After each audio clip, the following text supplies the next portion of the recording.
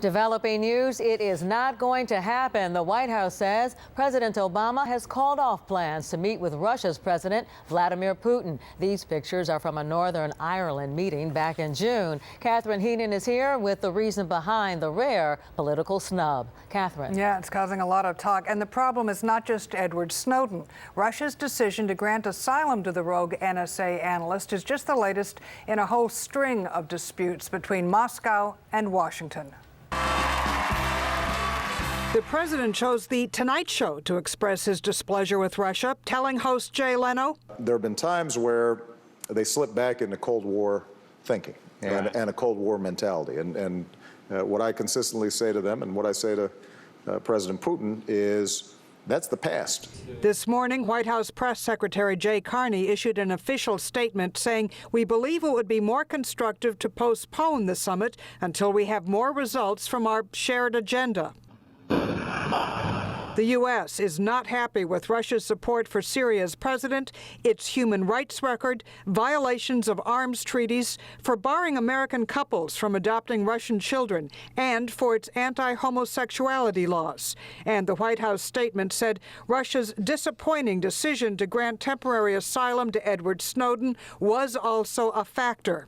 President Obama will attend a G20 conference in St. Petersburg next month, but instead of flying on to Moscow to meet with President Putin afterwards, he will go to Sweden instead. President Putin's foreign affairs advisor, he talked to reporters today saying the Kremlin is disappointed with this decision. He blamed it on the Snowden affair, which he says is not Russia's fault. Pam? Well, joining us now to talk about U.S.-Russian relations in light of these latest developments, political analyst Michael Yaki. Was this the right move by the administration? I think it was not just the right move, it was the only move that he had.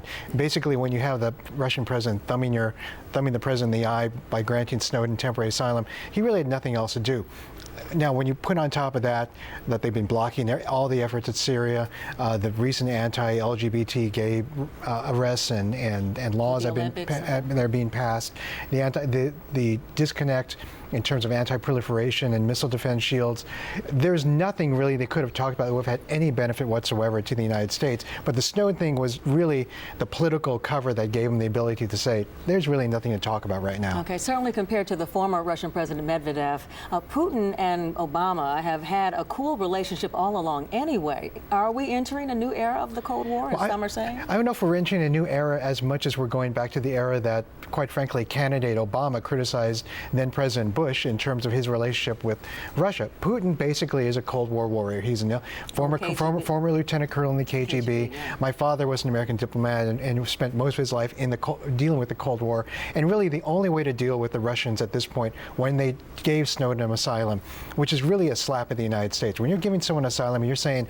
we think he's going to be got back and persecuted for his religious, political beliefs, and he'll get no justice whatsoever, that was something the president could not let stand. Nonetheless, Secretary of State Kerry is still communicating with his Russian counterpart, so it's not that talks are not going on between our two countries. Nonetheless, what are the risks involved here? Well, the risks are, again, what are we going to do about proliferation? And there's a lot of calls on the right for the president to reinstate the missile shield defense from Western Europe and Poland. There are a lot of calls for the United States to unilaterally start going in to Syria and doing stuff. So without Russian help on that, those are things that, quite frankly, could help tip us back into a whole new Cold War. And the G20 meeting is going to be in St. Petersburg. The president going to that meeting. Some say there may be some back channel discussions during that. Well, there may be, but I have a feeling publicly they're just going to walk right past each other. All right. Well, we'll see, because of course there's always that group picture. We'll see how they handle it. If you would like to connect with Michael Yaki, you can do so. You can find him on Twitter @YakiBlog.